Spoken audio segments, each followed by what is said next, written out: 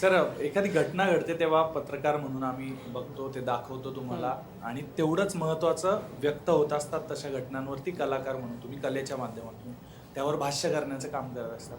महाराष्ट्रात अलीकडे एक घटना घडली, अशोक खरातचं एक प्रकरण आहे, तुमच्या बोलण्यातून पण मगाशी त्याचा उल्लेख आला. अशा वेळेला कलाकार म्हणून काय वाटतं, काय दाखवलं पाहिजे लोकांना, म्हणजे कुणीतरी खरात बनतो, यात लोकांची काय चूक आहे, तुम्हाला काय वाटतं? बघ कसं आहे माहिती आहे का, हे परंपरागत चालू आलेलं आहे, म्हणजे वर्षानुवर्ष हे गोष्टी आहे. खरात आज नाही जन्माला आला, असे अनेक खरात याच्या आधी याच्यानंतर पण येणार आहेत. त्यामुळे कसं होतं की ते जे शालेय शिक्षण पाहिजे खरं तर तिथून ती सुरुवात करायला पाहिजे. आता काही म्हणजे काळ जातो, वेळ जातो, पण ह्या अगदीच आपण जसं म्हणतो का बाबा पोरांना सांगतो कचरा करू नका, कचरा, तसं नाही. तुम्ही त्यांच्यासमोर कचरा करू नका, त्यांना सांगू नका का बाबा कचरा करू नका म्हणून. कारण हे प्रकरण थांबणार नाही, कारण इतकी भीती आहे मुळात, इतकं हाव आहे पैशाची, इतके लोकांचं नाही मला हे पाहिजे, मला ते पाहिजे, मला ते, आणि त्याच्यातून हे सगळे प्रकार आलेले आहेत आणि हे थांबणार नाही. आपण किती म्हटलं तर आपण कोण, आता कलाकार कोण, साधू संतांनी सांगितलं याच्या आधी करू नका, हे नाही आहे ते, हे सगळं थोटांड आहे. ते गाडगे महाराज असेल, तुकडोजी महाराज असेल, तुकाराम महाराज, त्याच्या सगळ्या तुम्ही हे वाचा, गाथा वाचा, ओवी वाचा, ते सगळंच लिहिलेलं आहे. देव नाही आहे, हे नाही आहे, ते नाही आहे. तर हे थांबणार नाही. पण तरी त्यातल्या त्यात एक छोटीशी एक नॉर्मल जबाबदारी म्हणून आपली बाबा कलावंत म्हणून काय आहे तर प्रत्येक वेळेस अवेअर करत राहणे की बाबा हे करू नका.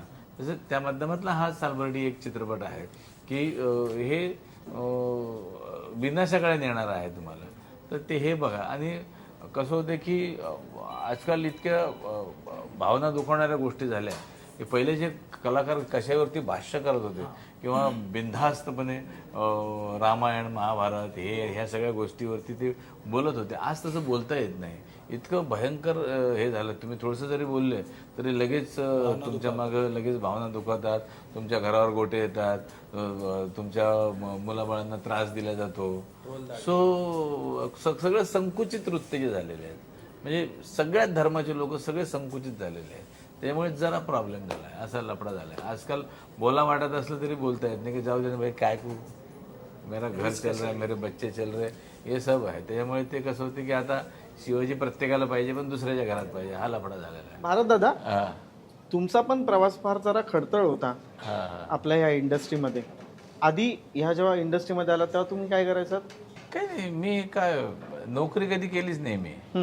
मी काय धंदे करायचो काय अमरावतीला असताना. काय तर झाडे उपट झाडेला नाही, ते करत होतो. रसवंती होती माझी. अच्छा, रसवंती चालू. मग एकदा काही गिराईक आले दुपारचे, आमच्या उन्हात दुपारी येत नाही ना, ऊन खूप असते. मग ते बँकेचे कर्मचारी यायचे 8-10 जण, ते त्याचं जेवण झालं की एकदा रस प्यायला येते. मग त्यानंतर आम्ही ते मशीन धुवून टाकू आणि मग संध्याकाळी 4-4:30 पर्यंत फ्री असायचं. मग ते एकदा असेच आले, ते गेले ना, मी ती मशीन धुवायला गेलो. तर मशीन धुवायला कोणतरी असं काहीतरी आवाज आला, असं बोलत होतो, असं बोलता काही लक्षात नाही आलं आणि ते चालू होती मशीन, त्याच्यातही बोटं गेले पूर्ण. हे तिरपेदार झाले ना, एकदम तिरपे दिसतात बघ. तर हे असे त्या रसवंतीत गेले. मग हे 50-60 टाके आहे त्याच्यात बघ, बारीक बारीक सगळे टाके. हाताला 50-60 टाके इथं आहे, हे काय दिसते ना. तर मग ते गेले त्याच्यात. ते मग मला वाटतं की आता बोटं तोडतात हे. डॉक्टर म्हणला, डॉक्टरनं बघितले थोडे हाडं शिल्लक होते, मग त्यानं शिवशाव केले काहीतरी. आता याच्यात काही अशी ताकद नाही, असं मी काही असं काही भारी असं काही उचलू शकत नाही. आमचा बाप लय परेशान होता मला, कारण आमचा बाप साहेब होता ना, म्हणजे एज्युकेशन ऑफिसर होता आणि माझे धंदे वेगळेच होते. हे मी गहू घेऊ 2 पोते, हा, आणि मग चिल्लर मध्ये विकवते. मग ते पोत्या मग 8-10 रुपये सुटे, 8-10 रुपये असे सगळे. आणि त्याला इतका राग आहे, काय हा काम आहे पोटी काय पोटीच्या ना. पण अभ्यासात हुशार होतो मी तसा, म्हणजे हा अभ्यासात हुशार होतो. 10वी BSc ऍग्री आहेत ते, असं काय लोकमत फिल्मी एवढा का तुला अभ्यासात तसा हुशार होतो. 12वी सायन्सचा विद्यार्थी. हे बघ, सक्सेस इज नॉट ऍक्सिडेंट, त्याच्याकडे ती बुद्धिमत्ता आहेच आहे, म्हणूनच ते सक्सेसफुल आहे. मी ते काल पूजा मला म्हणली की हिला व्हेटरनरी डॉक्टर व्हायचं होतं, तर माझे पण 3 मार्काने व्हेटरनरीची ऍडमिशन हुकली माझी. झाली 1987 साली. मी तुला म्हटलं मला 3च पडले तीनच. म्हणून माझ्या डोक्यात पण आज आमचे सगळे जे म्हणजे ते ॲग्रिकल्चर युनिव्हर्सिटीमध्येच येते. पण आता काय झालं, पहिले दोन्ही हे सेक्शन वेटरनरी अँड ॲग्रिकल्चर याची युनिव्हर्सिटी एक होती. आता अख्ख्या वेटरनरीची एक महाराष्ट्राची एक युनिव्हर्सिटी आहे, ती वेगळी आहे, आणि ॲग्रिकल्चरची युनिव्हर्सिटी वेगळी आहे. आणि तेव्हा तर 4च युनिव्हर्सिटी होते. पंजाबराव देशमुख होते, एक राहुरी होती, कोकण कृषी विद्यापीठ आणि आणि परभणी. महात्मा फुले नाही ह्याचं पुण्याचं पुण्याचं नाही, युनिव्हर्सिटी नव्हती महात्मा फुले. नाही युनिव्हर्सिटी तिकडे होती, ते- कॉलेज इकडे होतं, कॉलेज- ऍग्रिकल्चर कॉलेज इकडे कॉलेज कमी होते. आमच्या युनिव्हर्सिटीत 4 कॉलेज होते. आता लय दनादन झाले सगळे. मला तर त्यातलं काहीच येत नाही आता. आम्हाला ॲग्रिकल्चरला एक सब्जेक्ट होता मॅथ, तो म्हणजे फक्त पास व्हायचा असं. म्हणजे अगदी 60% भेटले तरी, म्हणजे आमचं पासिंग 60% आहे. म्हणजे 60% जर तुम्हाला मार्क भेटले तर पास. आणि पहिल्या वर्षापासून शेवटपर्यंत जर तुम्हाला 60% भेटत गेले तर डिग्री नाही भेटत. डिग्री मिळण्यासाठी 70% मार्क्स पाहिजेत. म्हणजे ओव्हरऑल याच्यात 60% भेटले, एखाद 80 भेटले, असे मिक्स करून 70 भेटले पाहिजे. तर तो एक मॅथ होता आम्हाला. तो माझा फर्स्ट सेमिस्टर सेकंड सेमिस्टरचा मॅथ 6 सेमिस्टर पर्यंत. एकदा प्राचार्याने बोलायला होतं, चपराशी आलं, तुम्हाला साहेब बोलत होते. म्हटलं सर नमस्कार, काय म्हणतात, आमच्या जरा चांगली दोस्ती होती. अरे तुझं ते रिपोर्ट बघितला मी, तुझा मॅथ राहिला का फर्स्ट सेमिस्टरचा? म्हटलं हो ना सर.